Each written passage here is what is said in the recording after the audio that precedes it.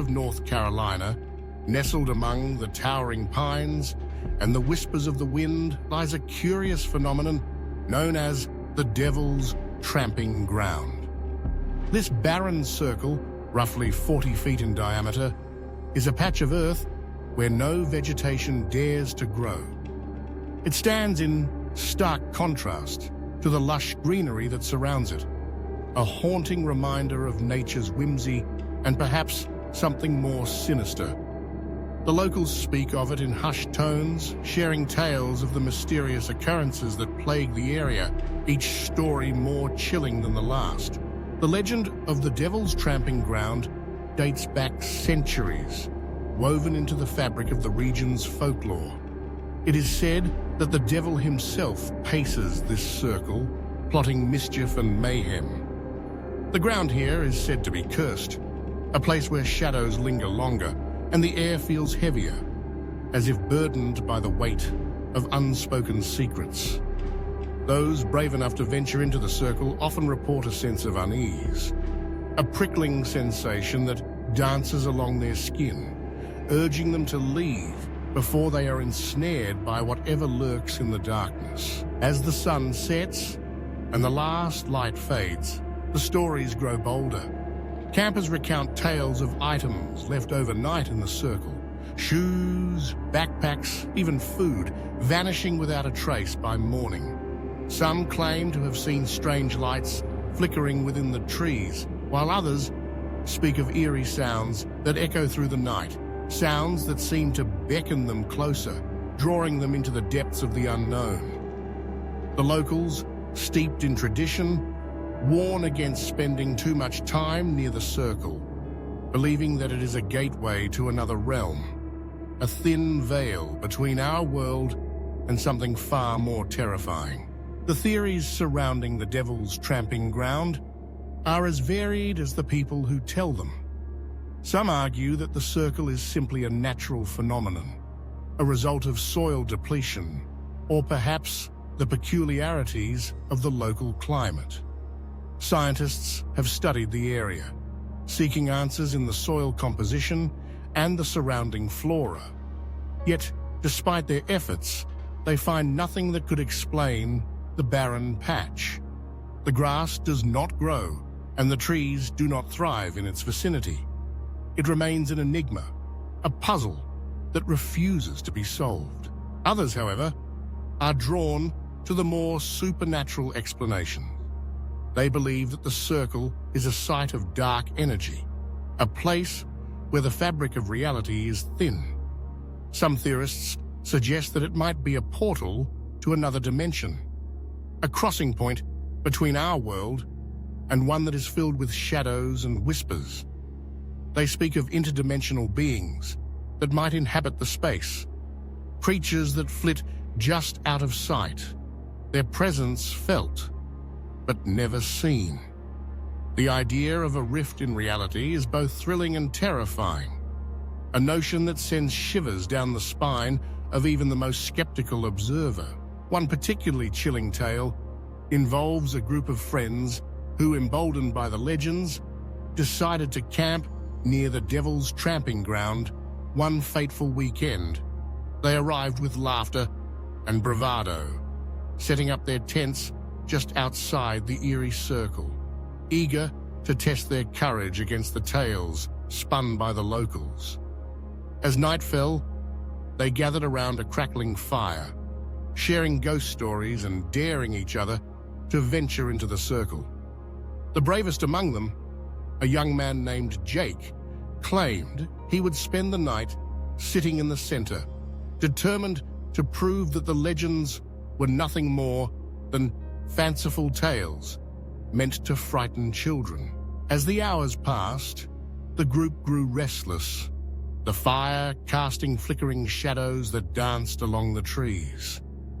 Jake, emboldened by his friends' cheers, made his way into the circle, the grass crunching beneath his feet as he stepped into the barren space.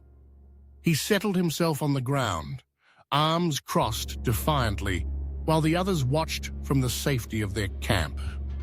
The night deepened and the air grew thick with an unsettling silence, the kind that makes the hairs on the back of your neck stand on end. Minutes turned into hours, and the laughter of the group faded, replaced by an anxious energy that hung in the air.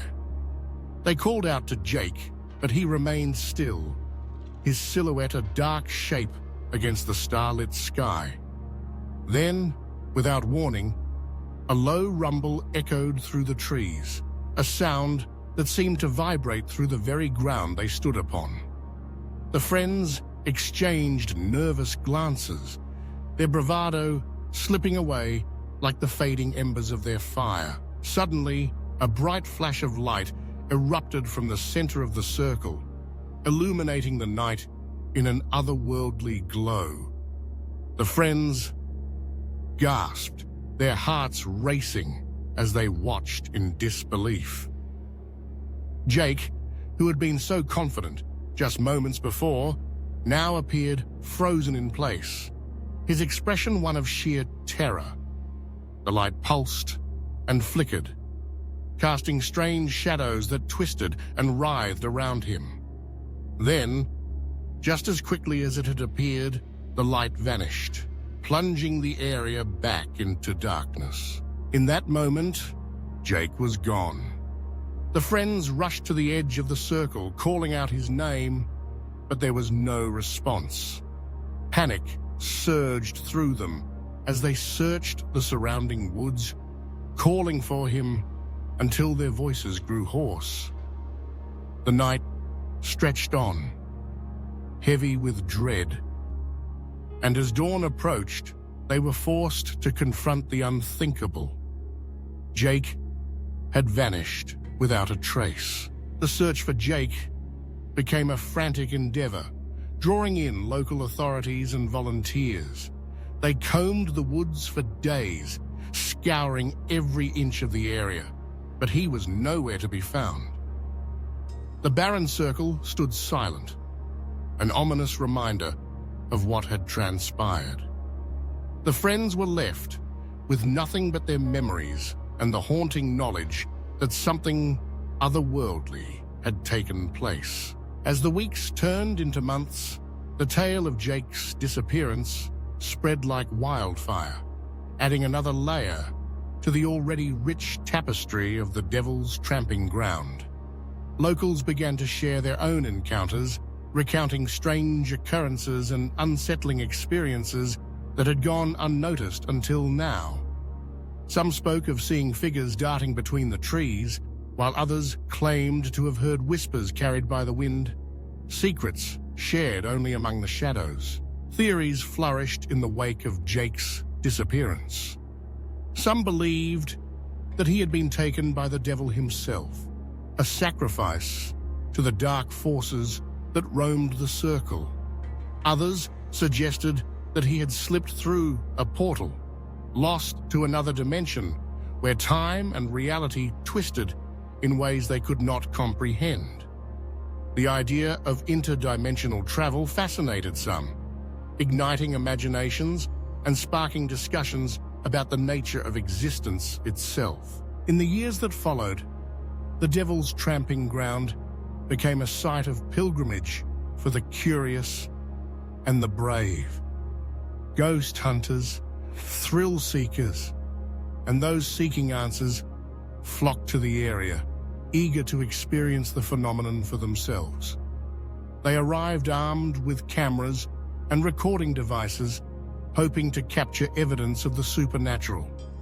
Some spent the night within the circle, daring the darkness to reveal its secrets, while others set up camp at a safe distance, sharing stories around the fire as they waited for the witching hour to arrive. Among them was a young woman named Clara, a skeptic by nature, but drawn to the mystery of the circle. She had heard the stories, had seen the fear etched on the faces of those who spoke of it, yet she remained unconvinced. Determined to uncover the truth, she planned her visit meticulously, armed with research and a firm belief that there had to be a rational explanation for the phenomenon. As Clara approached, the devil's tramping ground, she felt a shiver run down her spine. The air was thick with anticipation, and the trees loomed overhead, casting long shadows that seemed to stretch toward her. She set up her equipment just outside the circle, ready to document her findings. As the night fell, she watched the darkness settle in, the stars twinkling above like distant eyes observing her every move. Clara began her investigation, recording her observations and taking samples of the soil. She noted the absence of life within the circle, the way the grass refused to grow, and the peculiar chill that seemed to emanate from the ground. Hours passed as she worked, her skepticism slowly giving way to an unsettling feeling that she was not alone. It was as if the very air around her crackled with energy, a palpable force that made her heart race. She glanced toward the circle, the barren patch of earth that seemed to pulse with an unhinged rhythm. Then, out of the corner of her eye, she caught movement, a fleeting shadow darting between the trees. Clara's breath caught in her throat as she turned, but there was nothing there, just the stillness of the night. As the clock approached midnight, Clara felt a growing sense of unease.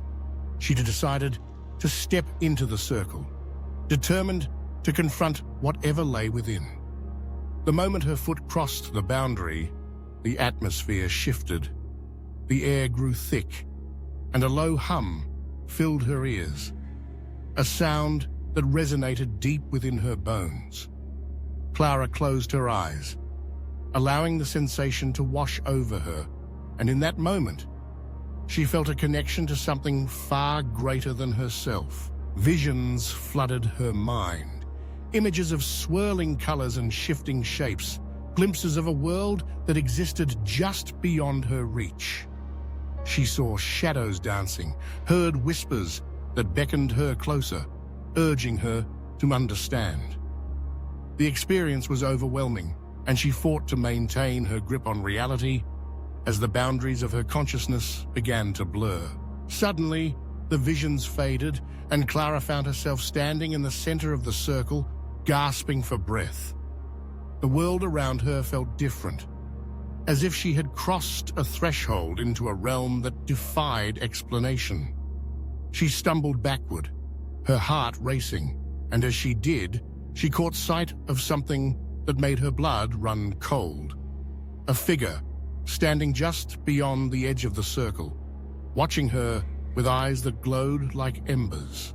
Clara's instincts kicked in, and she fled the circle, her heart pounding in her chest. She raced back to her campsite, adrenaline coursing through her veins. The figure remained at the edge of the circle, a dark silhouette against the night, and Clara could feel its gaze upon her, a weight that pressed down on her very soul. She packed her belongings in a frenzy, her hands trembling as she fought to maintain her composure. As Clara left the devil's tramping ground, an eerie knowing clung to her soul. Skepticism shattered. She felt the veil of reality tremble. Had she glimpsed the unseen, or had the unseen touched her? Back in her hometown, Clara spoke of her journey. Some listened in awe, others dismissed her words. But she knew the truth. For a fleeting moment, the veil had lifted, and she had glimpsed the divine unknown. The devil's tramping ground remained a haunting enigma, drawing seekers of the unknown into its ever-deepening legend. Each visitor wove new whispers into the veil of mystery, where truth and myth entwined, birthing both faith and doubt in the shadows of the unseen. The devil's tramping ground became a veil between worlds, where unseen forces linger beyond understanding. A sacred enigma, it whispered, of ancient truths and unseen powers, a place where past and future entwine in eternal mystery. And so, the legend endured. a tale woven into the fabric of North Carolina's rich history. The Devil's Tramping Ground continued to draw those who sought answers, those who yearned to confront the unknown. It remained a place of wonder and fear, a reminder that there are realms beyond our comprehension, and that sometimes the shadows hold the greatest truths of all.